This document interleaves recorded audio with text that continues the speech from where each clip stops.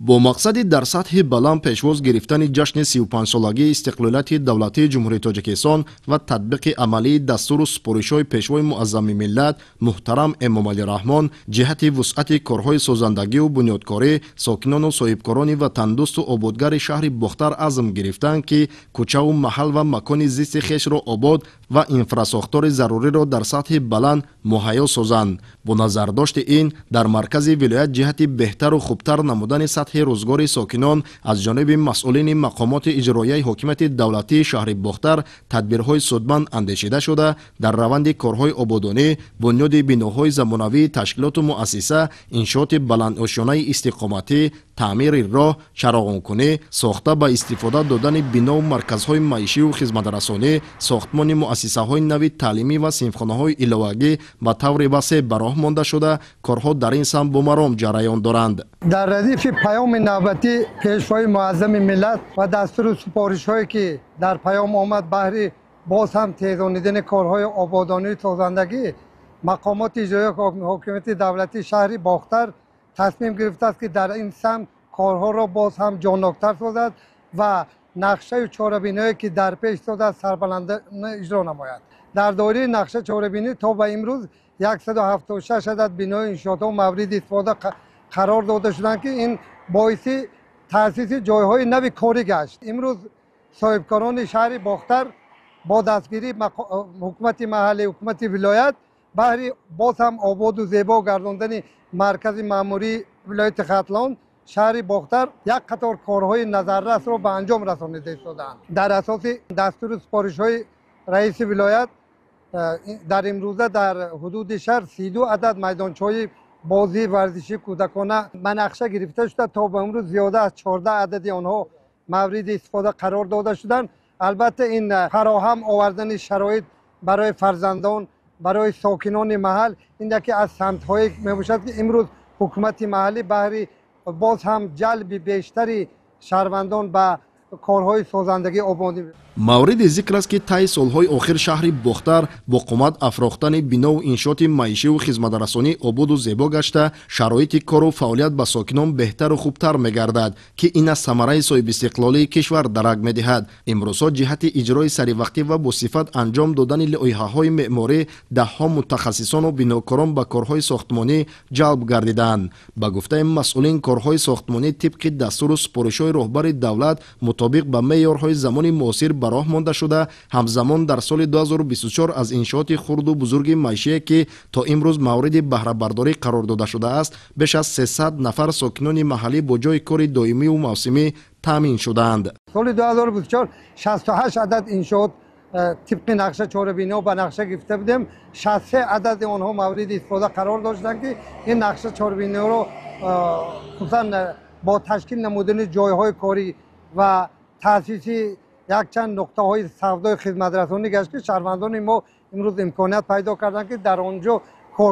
کار و فعالیت نمایند. مورد ذکر است که شهر باختر مرکز مأموری ولایت ختلان به حساب رفته از شهرهای کلان و رشد کرده کشور می باشد که طول صاحب استقلالی مملکت در قلمرو آن بناهای بلندآشانه قامت افراخته، راههای ماشینگر، تعمیر و چراغان، بنیاد و از نوسازی گلگشت و خیابانها و به همین مانند اقدامهای سازندگی سیمای شهر را تغییر داده است. با استفاده از چنین شرایطهای فراهم گردیده در باغ‌های فرهنگ و فراغتی و دیگر مرکزهای استراحتی ساکنان و مهمانان ولایت در فضای صلح و آرامی گشت و گذار و استراحت و فراغت می‌نمایند.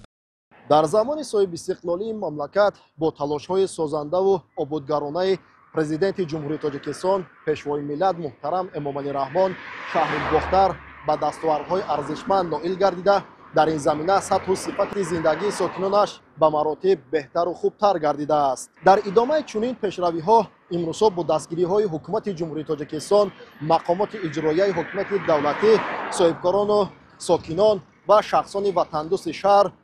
از 300 انشاءات به نقشه گرفته شده تا امروز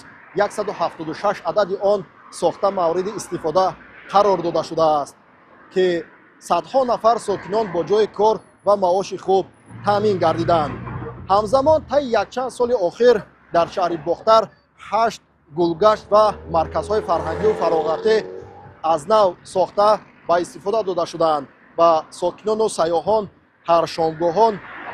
ба сайру гашт баромада таъби хешро болида менамоянд. шукронаи сулҳу суботи диёри биҳиштосо ки дар фазои тинҷиву амонӣ умр ба сар мебарем ва дар фазои солиму муҳити зебо шомгоҳон бо фарзандон ба сайру гашти шаҳри азизамон шаҳри Бохтар ки нигини хатлонзамин мебошад сайру гашт намуда истодаем ва ман як сокини шаҳри Бохтар ифтихор аз он медорам ки шаҳри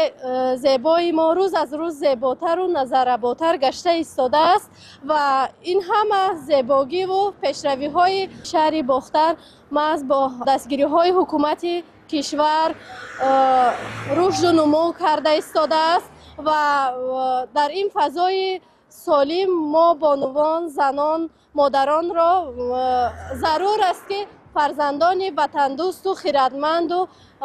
барумандро ба воя расонем.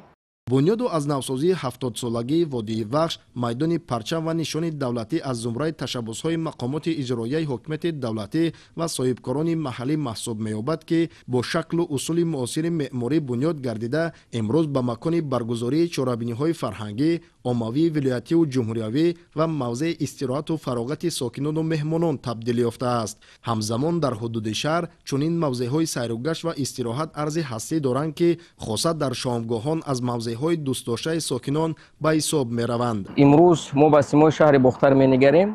монанди дигар шаҳрҳои ҷумҳурии Тоҷикистон шаҳру ноҳия куллан тағйир ёфтааст. мо имрӯз аллакай гулгашту хиёбонҳои навтаъсис ва бо муди замонавии муосирро мебинем. мо имрӯз роҳравҳоро мебинем. мо имрӯз мебинем ки дар дохили шаҳри Бохтар аллакай хатсайри автобус фаъолият мекунад ки дар шаҳр ва берун аз ноҳияҳои атрофи шаҳри Бохтар ба мардум хизматрасонӣ мекунад ва як маблағи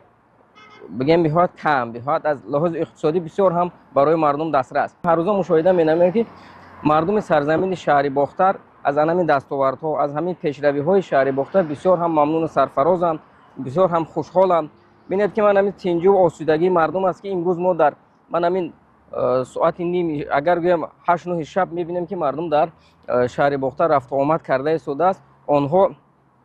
амнияти худшона ҳис мекунанд. онҳо кафолат медонанд ки амният кафолат дода мешавад. худро дар як фазои суботу осоишта ҳис мекунанд ва ба ҳамроҳи кӯдакон ба гулгашту хиёбонҳо меравад. дар як чанд соли охир ба кулли симои ҷумҳурии Тоҷикистон ва хусусан шаҳри Бохтар пурра тағйир ёфтааст. пайи ҳамин гуна пешравиҳо айни замон дар шаҳри Бохтар раванди корҳои ободониву созандагӣ бахшида ба истиқболи шоиста аз ҷашни 35-солагии истиқлолияти давлатӣ идома дошта, дар ин замина боз ҳам шароити мусоиди кору фаъолият ва истироҳату фароғат барои сокинон фароҳам оварда мешавад ки ин ҳама иқдомҳои созанда барои таъмини зиндагии шоистаи мардум равона гардидааст. сокинон ҳамаи ин пешрафту ободониро аз фазои осоиштагии ватани азиз, татбиқи сиёсати бобарори президенти ҷумҳурии Тоҷикистон, пешвои маҳбуби миллат муҳтарам Эмомалӣ Раҳмон ва пойдорию таҳкими истиқлолияти давлатӣ арзёбӣ карда, аҳлона пайи кору фаъолият ва боз ҳам беҳтару ба талаботи замон ҷавобгӯ гардонидани шароити кору рӯзгори худ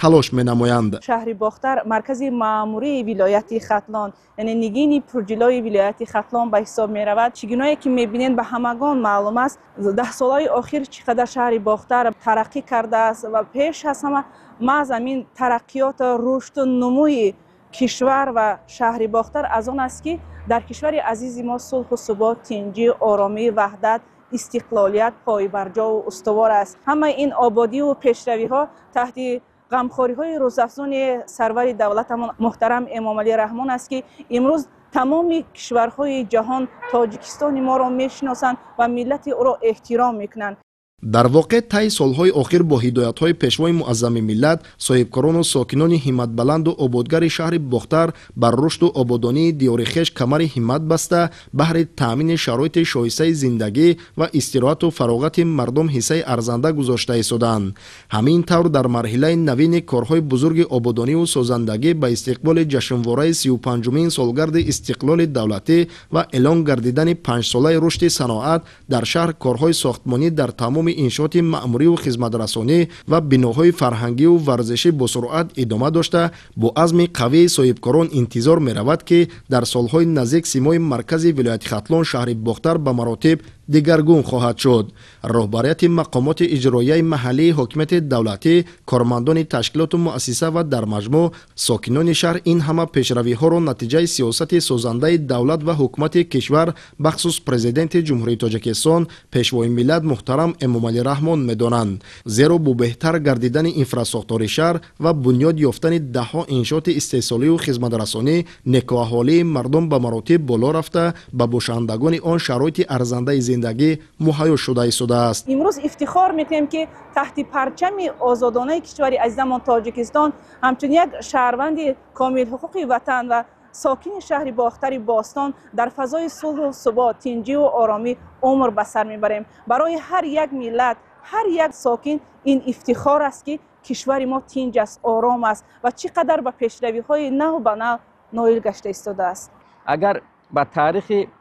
тамаддуни миллати тоҷик бинигарем мо мебинем ки аз қадимулайём мардуми тоҷик мардуми фарҳангофарин буданд,